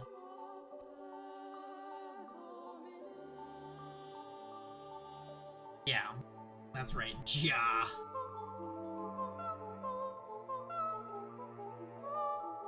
You know, Glow Up's OST. Let's talk about that real quick, shall we? Anyways, yeah, welcome everyone. Thank you again for the raid, you guys. Now it's time for a really gruesome story to continue. They must have wanted to drain a little more from me to use in the feast, but they arrived at the worst possible moments. Yeah, do you want to be caught up on what's happening? Have you been following this game at all, Ja? Basically, the witch had a rough life. I'm just gonna blanket statement that. It's 4:32 a.m. and I got a D&D session to prep for when I wake up. Alright, average phantom. Have a great night. Ja goes, I don't care. Alright, well, he's brutally honest if nothing else.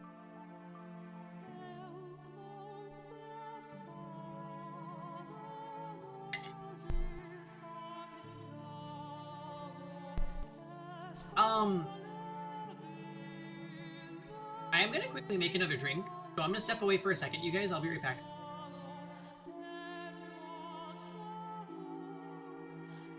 That's not what we wanted to get rid of. Where's my jam?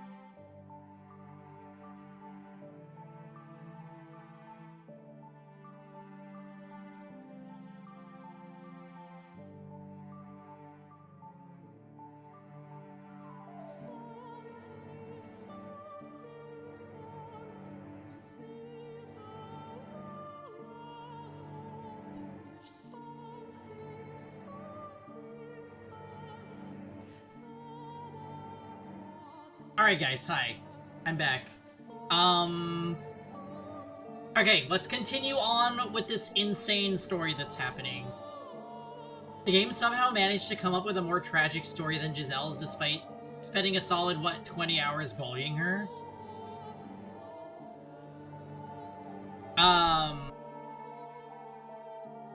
Yeah, this is a really fucked up story.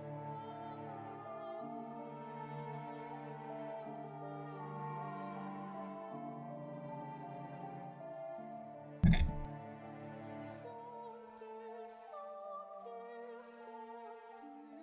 So, the witch just died, and the 3 men responsible for her misery find her body.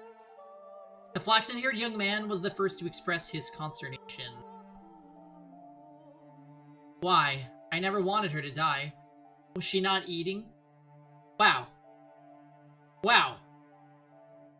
Wow, wow, wow, wow, wow, wow, wow, wow, wow. I didn't want her to die. I just wanted to chop off her arm and use it to heal my sister that I'm obsessed with. Are we getting that one right, dearest Mel? The Lord gave my corpse a casual glance and said stone-faced, seal the tower off. Understood, no one finds out about this. How can you be so calm?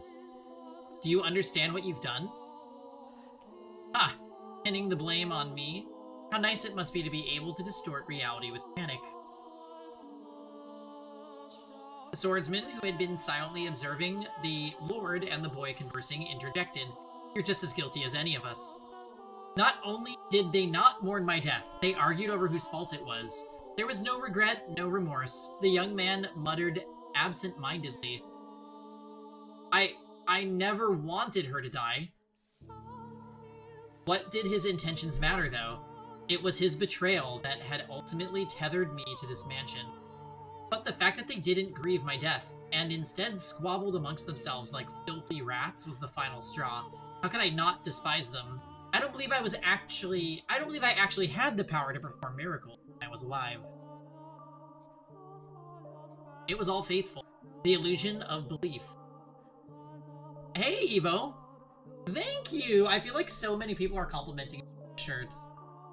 I think it's great. I saw this on a whim and I was like, I'm buying that. How are you doing today? Happy Saturday. Also, Evo, shout-outs. Thank you for keeping me company during fighting game night the other night. That was good to see you again. Just in case, shirts look great on you.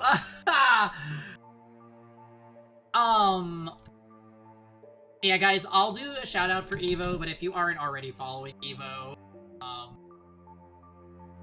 and you are one of the LGBTs, you need to get on that right now because Evo's very powerful. And apparently has been playing Elden Ring, and I didn't know. That's crazy. I don't play Elden Ring at all, but I feel like that's a content shift a little bit.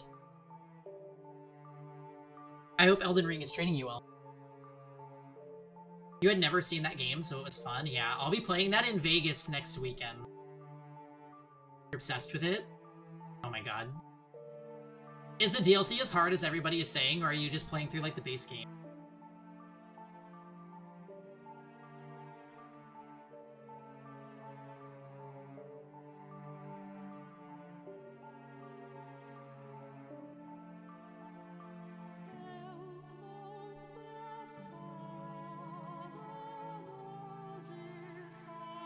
Let me just reply to this message. Finish the main story of the base game and you're still doing a few bosses. So you haven't moved on to like the DLC stuff yet. Which is what everybody says is super hard.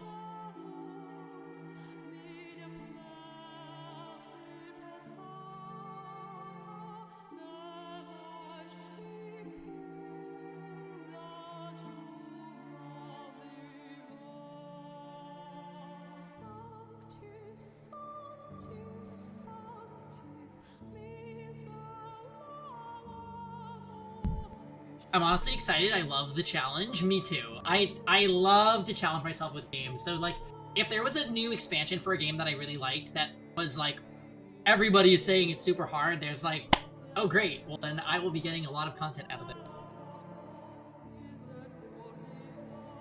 This game is kind of fucked up, though. I don't know if you've caught any sessions of this one before, Evo, but, this game is really heavy, and there's a lot of tragic things that happen in it, so sit back and relax while I read the crazy stuff to you.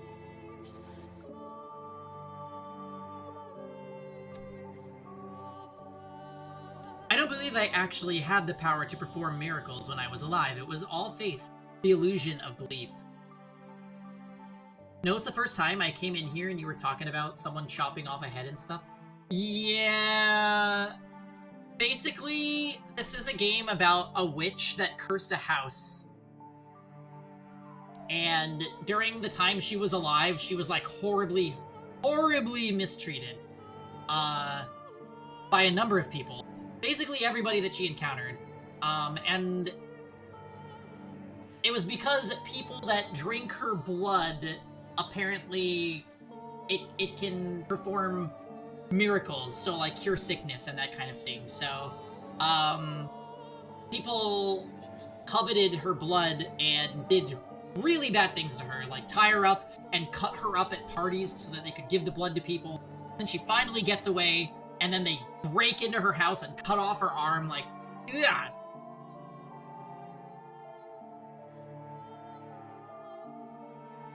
I was neither a saint nor a witch. The blood wine was only effective because people placed their faith in the other saintess. A fun Saturday evening, in other words, yes.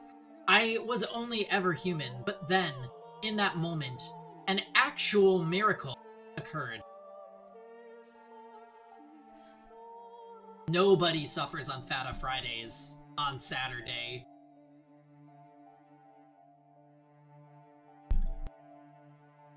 My father bestowed upon me his power, or perhaps it was the devil who lent me his strength. I was looking down upon my own dead body, my own wretched self. There was nothing beautiful about the pile of bones I had become. I could almost smell the rotting flesh. That was once a saint? I laughed at the thought. It was absurd, ridiculous, and infuriating. They would pay. Those who had cast me into this hell, who had mocked me, who had done this to me, who had made a witch out of me.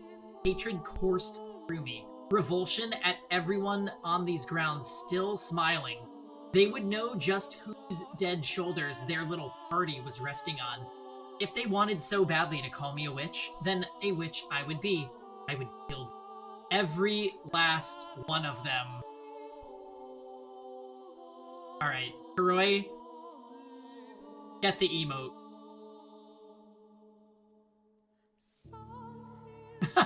I fucking love that emote.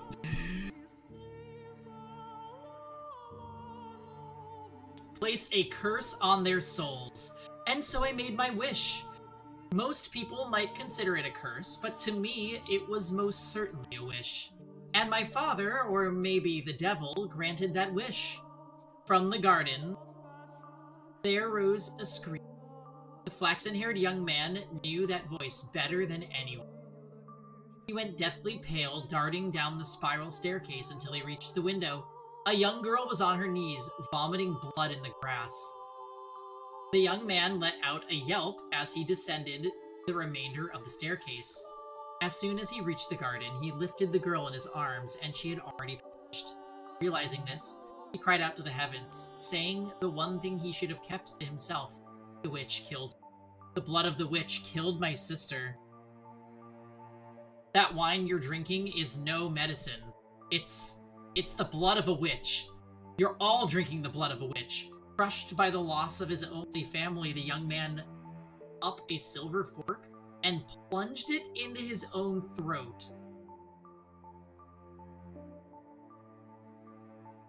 Ending his life.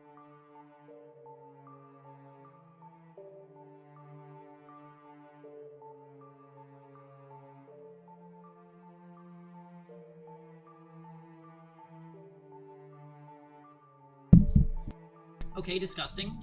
Naturally, there was an uproar. Goblets of wine crashed against the earth in rapid succession as the people holding them fell to the ground and vomited or convulsed. So everyone who drank it is gonna die? The nun was the first target of their outrage. That she had claimed to be, what she had claimed to be medicine had turned out to be the blood, an unclean substance. The blood of a witch, no less. A servant of the church, a servant of the Lord, had given her followers blood to drink. And at this, their indignation surged uncontrollably. The people surrounded her, tying her up and throwing her to the ground. As they prepared to inflict righteous justice upon her, the swordsman soared down the stairs into the garden, plunging his blade into anyone standing near the nun. The cries of agony ringing through the church grounds were ear-splitting. It was no longer a place of God, but hell on earth. Hell built up by the hands of man. Hell painted red with the blood of their brothers. The people armed themselves with anything they could find and went after the man. As much of a beast as he may have been, he stood little chance against such numbers. It is the fate of a beast to be exterminated by those he terrorizes, and once he was gone, the nun had no one left to protect her. She too was consumed by their frenzy. All that remained was an indistinguishable inferno, hysteria, and despair.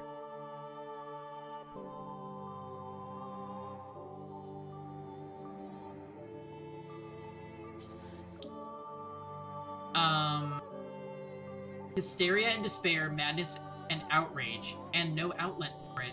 It was a revolt that made the slaves' uprising at the Lord's Manor game. Mel, why are you so troubled? I mean, it sounds like this saintess is probably Maria. Seeing as Nellie got roped into, Mel getting killed again later in the timeline, it sounds like people related to these characters might also. So really, we kind of figured out that these people get reincarnated into the people that we saw in Doors 1, 2, and 3, but where does the white-haired girl fit into this? That's what we need to figure out.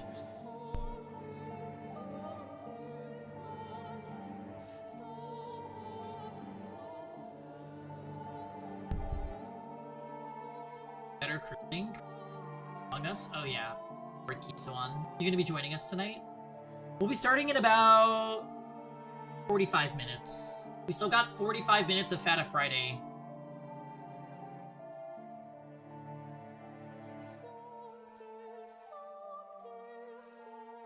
Eventually, their rage found a new target, the Lord. It was only natural, for he was the true villain.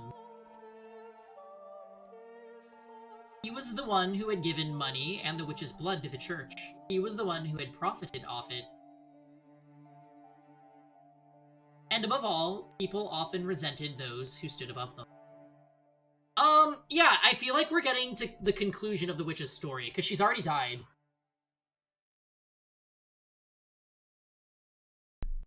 You're ready for the tea next Fata Friday?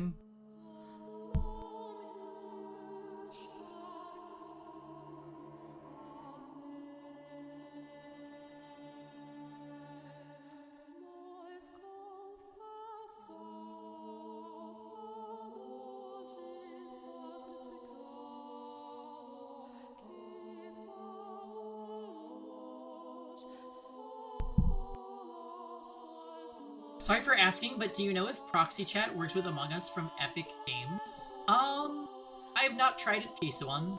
Maybe try asking in the Among Us section on my Discord. And I'm not sure if anybody uses Epic Games for it.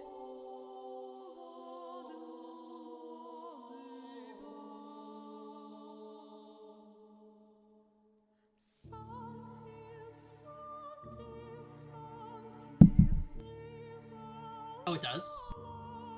Nice, thanks, Tammy.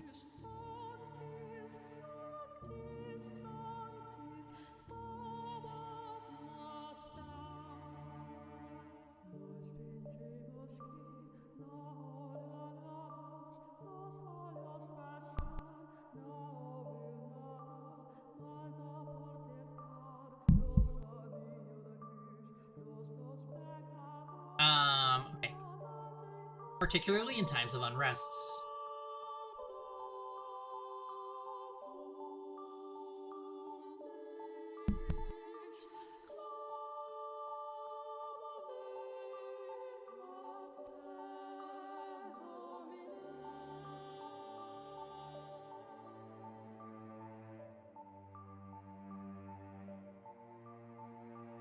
Happy birthday. Who's there? I'm sorry, getting messages and flying like that street.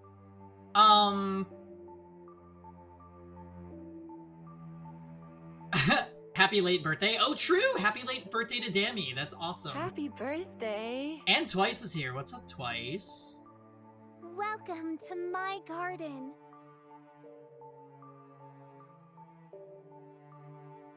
Yeah, and also welcome to my garden. Now that we are a gardener.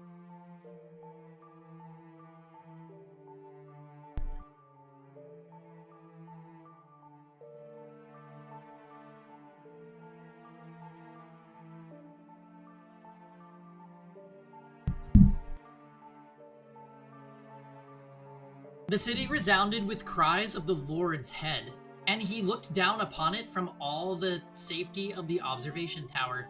He could do nothing but watch as his domain burned. I can only imagine how painful that must have been. But before long, having seemingly made his peace, he began descending the spiral staircase. He opened the door at the bottom, revealing himself to his people. But before the door had swung all the way open, before he had a chance to say his final words, someone ran a blade through his chest. With that, the raging furor mostly settled down, and it was hardly the end of the destruction. Mere days later, a plague befell the city. Dreadful black spots covered the flesh of the infected. Ew, not the bubonic plague.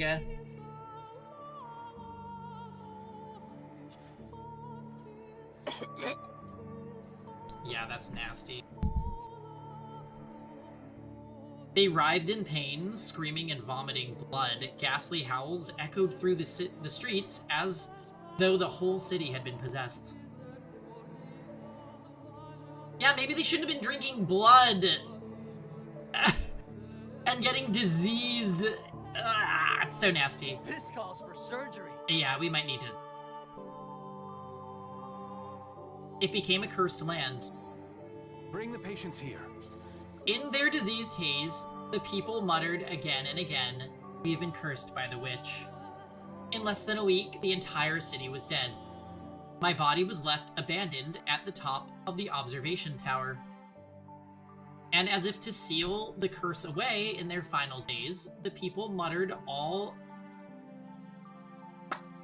shuttered all the windows, wrapping the house in darkness.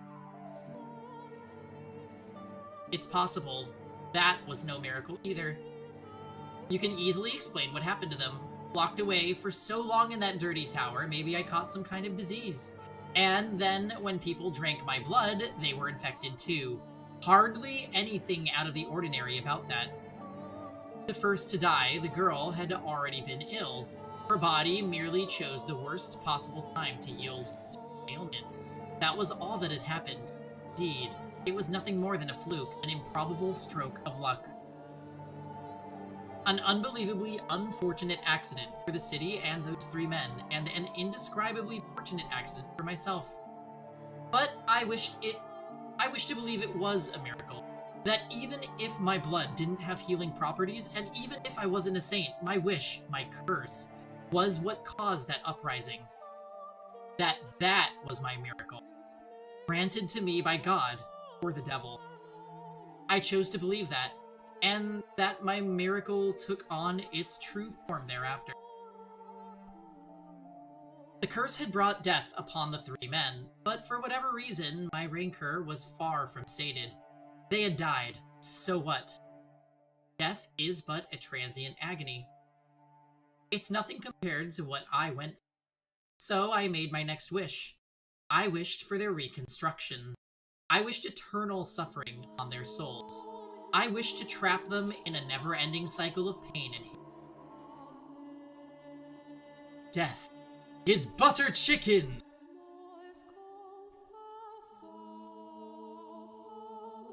Indeed. Well said, Don Hung. Well said indeed.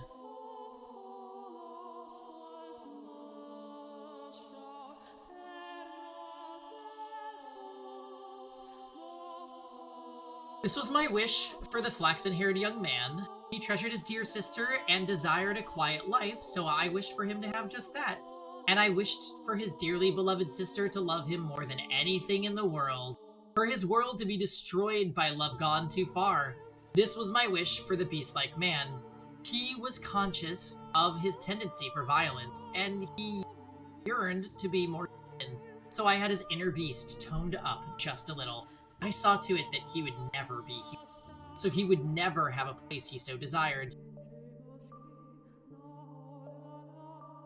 My wish for the Lord was more straightforward. He seemed to have great affection for wealth and authority, so I ensured those were the only things he could ever have. His love or friendship when you could be drowning in power.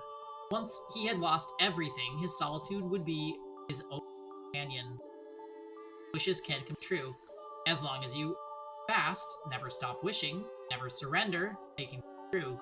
Eternal suffering on all their souls. An endless cycle of destruction and unavoidable tragedy. Tell me, my dear, do you sympathize with me? Will you curse them with me? Will you take my hand and revile them?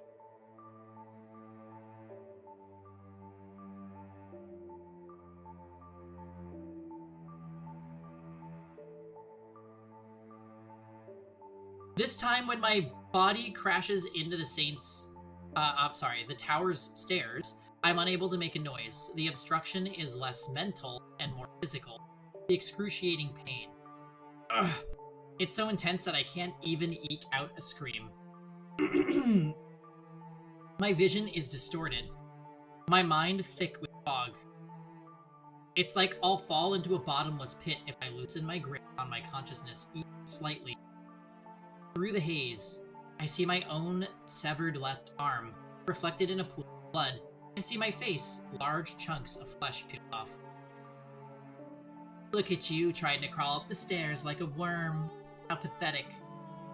It's like I'm looking at my old self, in barely form thought.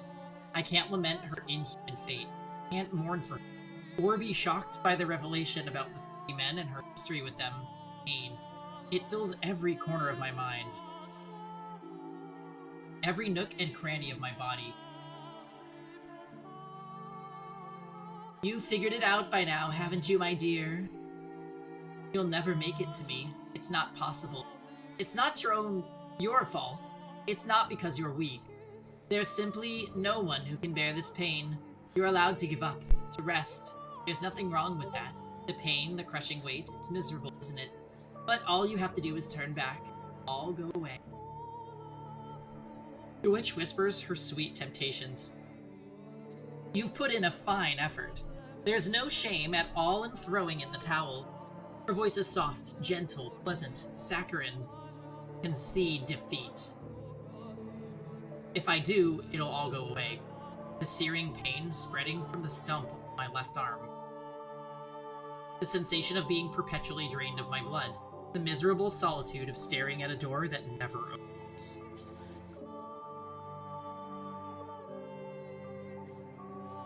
The laughter I can hear through the window. My miserable wailing, and this maddening hatred, can end it all. That's right, it will all be over.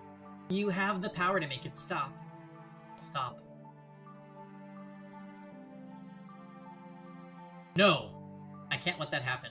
No! I have to! Get her back. At my side.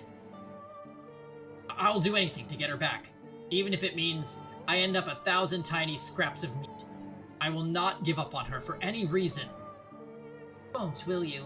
Oh, such beautiful resolve. Willing to sacrifice herself to save the girl. Like a hero of legends. Or maybe a fairy tale prince. No. I'm no hero, and I'm no prince. I am a human, ordinary man. I don't have any extraordinary potential. I'm not a courageous leader or a charismatic general. Just a regular man, in love with a regular woman, who refuses to lose her. I don't need any other accomplishments, only that. That's all I need. Because I'm just a regular man. My one act of resistance. Doesn't matter what you say. It doesn't matter how much you cut me up. Nothing changes what I have to do. I have to take her back, and set her free of this mansion, nothing else. And never will I back down on that. Arms or no, as long as I can move, I must push forward. I must make my way to the woman who waited for me so long. Up. To the top of the tower. Forward. Ever forward. Ever onward.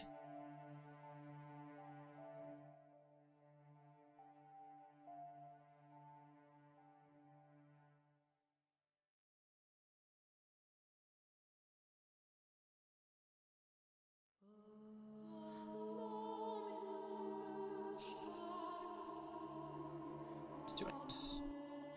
You know?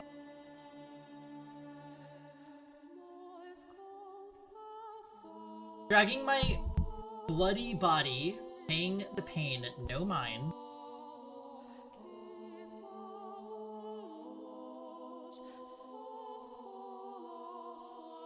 I once more arrive at the top of the observation tower.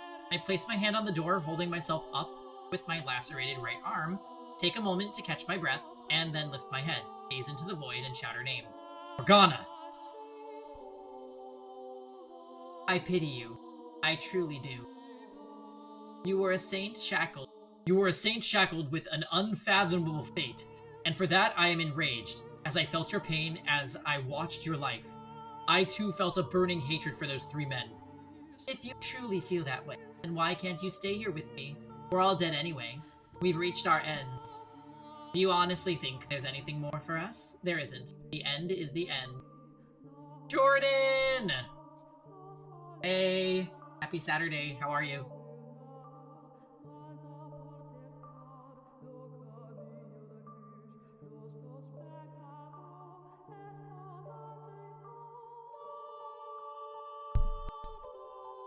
The tea is we learned all about Morgana's backstory on this stream, and it's been a little nasty.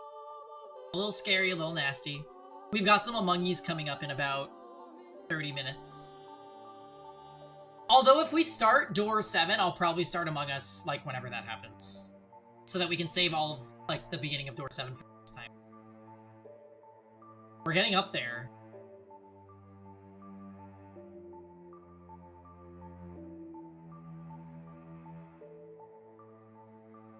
So what do you say, the 3 of us? Me, you, and Giselle. Torture the 3 men of them and everyone they cared about. Make them suffer here for all eternity in this house. And that way, you and Giselle can be together forever too. That's not an option. Why not? Because hatred only brings you pain. Ha. Oh, that's brilliant. You spouting stupid platitudes at me. I can't believe my ears. Save your nonsense moralizing about how hatred does you no good. I won't hear it.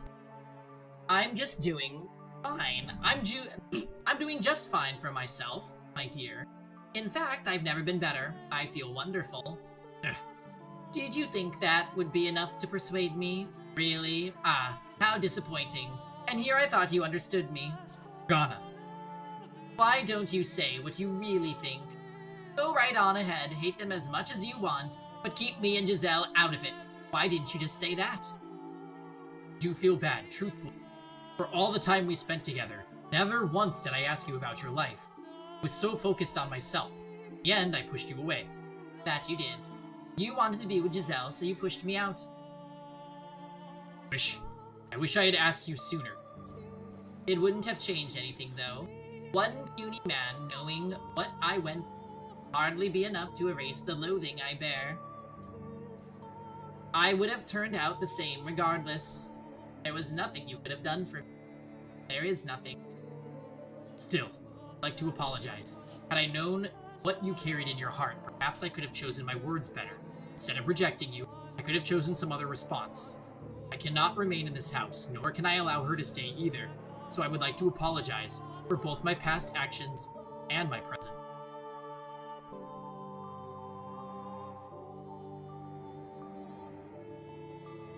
Well, in that case, open the door, Michael. I take another moment to catch my breath, and then I gather my strength into the hand on the door. Blood seeps through my fingertips, slowly trickling down through the surface. It reminds me of my death. I'm coming for you. Push open the door, praying that it will last, that beyond it lies light for Giselle. And, if possible, that it might cast a bit of light on Morgana's heart as well.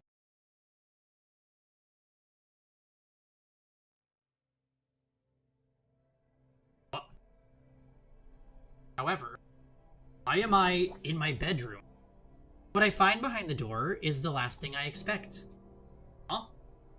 As she appears from the shadows of my chambers, I can't conceal my surprise. Giselle? Is this another illusion, Morgana? No, it's not. I'm the real me. Thank you for coming all the way here for me. She's thanking me. So Another happy customer. Mystic Bazzy, thank you for the follow and welcome.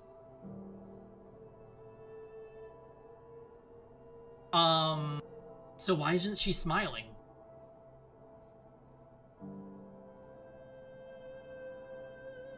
That was very kind and courageous of you, Michael.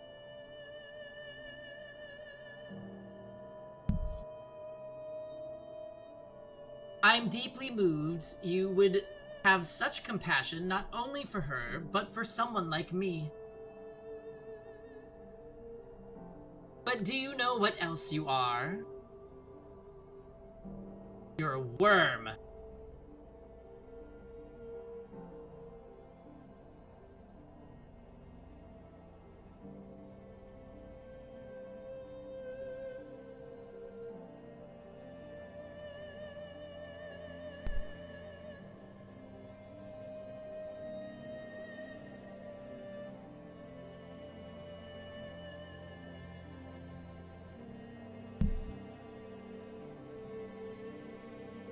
What is it this time, Morgana? What do you say we pull back the curtain, my dear? What curtain? There's one detail that hasn't yet come to light. This isn't your first return to the mansion, is it? You've been back numerous times, each time not remembering her, and each time hurting her even more. What are you talking about? What am I talking about? Oh, you know well and good, my dear. Or do you honestly believe that all the other pieces were in their rightful places, and you alone were some exception? Never. Tell me, how was it, living in so many different eras, not knowing who you were, and playing with all the different men? No, you're out of your mind. You make it sound like I was not like, my dear. You are the white-haired girl. Dun dun dun! Well, we knew. We went back and forth with lots of theories about it. Hey Phil, Saturday to go.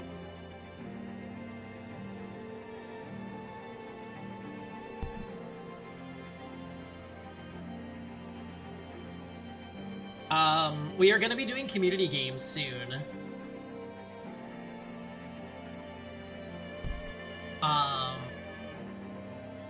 But we are finishing up a quick sesh on Fata Morgana, and this we're definitely getting up there. Like the number of question marks are they are building. They are being resolved actually. Can't stay up playing in church tomorrow, but wanted to say hi. Yeah, I appreciate that, Phil. We did another map on the Path of Radiance Iron Man.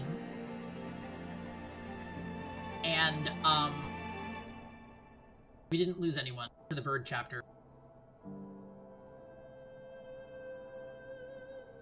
Nope, no deaths. All I have to say is Soth is freaking terrible.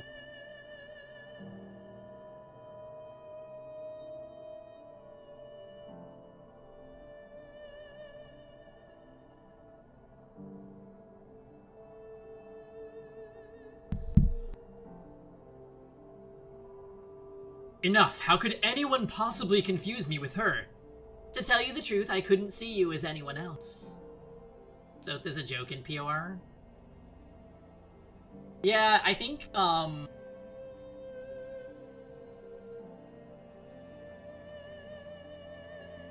It's unfortunate that on his first chapter that you have available to him, not only can he inflict 0 damage on all of the enemies,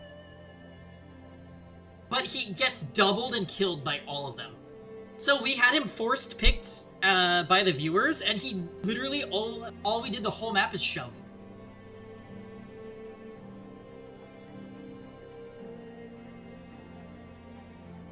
Alright.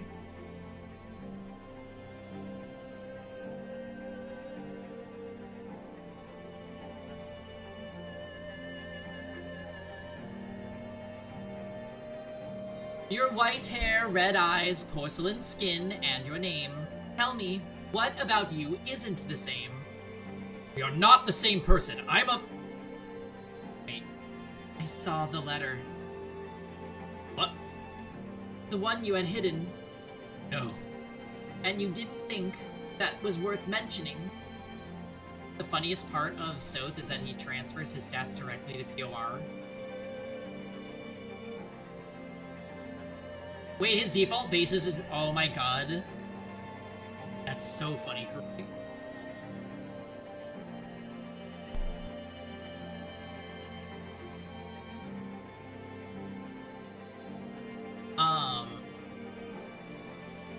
And you didn't think that was worth mentioning? No, Giselle, I didn't mean... You're exactly right, my dear Giselle. He deceived you. He kept a very important secret from you. Despite showing up before you multiple times, he cast you aside again and again. No, that wasn't me, it wasn't!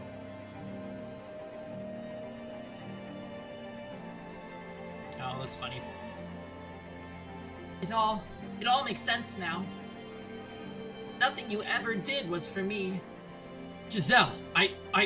Go on, Giselle. Tell him exactly how you feel. Michael? Don't. Please don't. Don't say it. Not that. Please, I'm begging you. You're... Stop. Please don't, Giselle. Not actually. Please. Don't say it. A man at all, are you?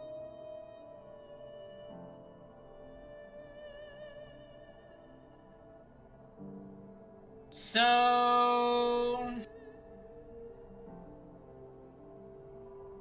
I mean... We called this, though.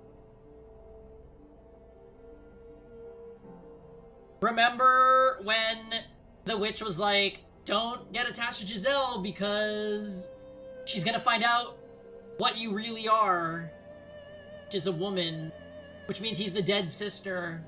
So yeah, we cracked this code like 10 hours ago, actually.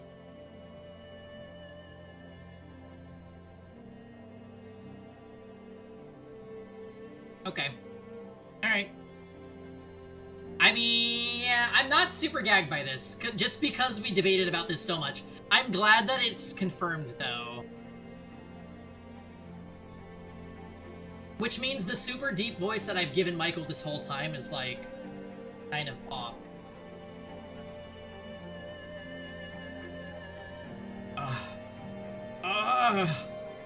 You're disgusting. Oh, not this.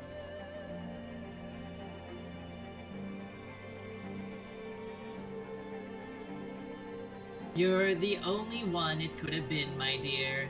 The only one who could have been the white-haired girl.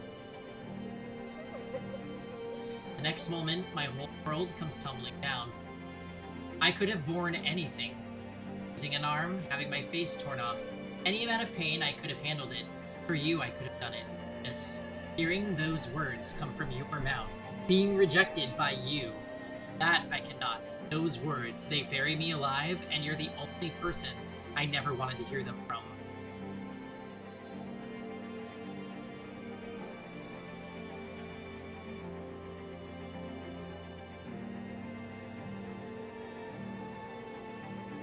When I learned my father, Antonin, had passed, I wrote 2 letters, one to my brother and one to my mother.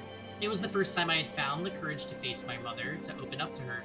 I wanted to show her who I was, convince her that I wasn't cursed, so I could be myself when I returned to the capital with Giselle. Dear Mother, there is something I wish to tell you, something that means a great deal to me, so I ask of you, please hear me out. And I ask of you, please accept it. Mother, I no longer bear any resentment for my present lot in life. Nevertheless, I would ask of you to concede one thing, that I was never cursed, that I always was your son, that I am Michael, not Michelle. I have found someone who I care for dearly, a woman, and I love her with all my heart. I would like to spend the rest of my life with her. I do not wish for much, simply to have a quiet life with her, to go through our days together, man and woman. That is the one thing I want. Mother, I know you're aware that my body is no longer. I am a man. My heart is male. And I ask of you to please accept that. I have no grudge with you. In fact, I am incredibly grateful to you for bringing me into this world. Love, your dearest son.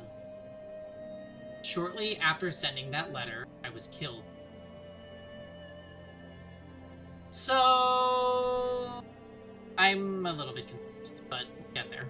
We will get there. I'm dragged down against my will into the darkness. Beneath me spreads my own past. My door. The door I swore never to open. But despite all my efforts to resist, the door sucks me in. Into a world I never wanted to see again. A history I never wanted revealed. A past I never wanted anyone to see. Nonetheless, the door opens. Wow. Okay, so we made it to door 7. Honestly, kind of right on time, because 8:15 is when I wanted to start the Among Us stuff. I feel like this is going to be a long one.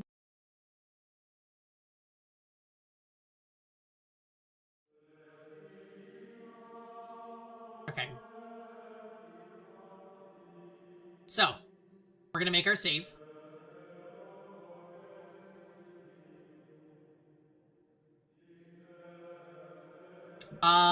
And we are going to get Among Us ready. Absolute favorite door? Yeah, I'm honestly very hyped for this. I think we might, we'll see what days we can stream this week, but we might insert, like, a Fata Morgana session. We'll see. We'll see. How long have we played in Fata Morgana?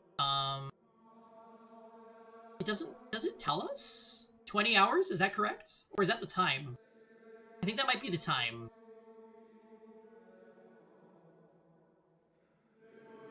Right, because what time is it? It's 8:15. Yeah, that's 2015 is 8:15. So I don't know how long we've played. I'm not sure that the game keeps track. Maybe I could check on Steam.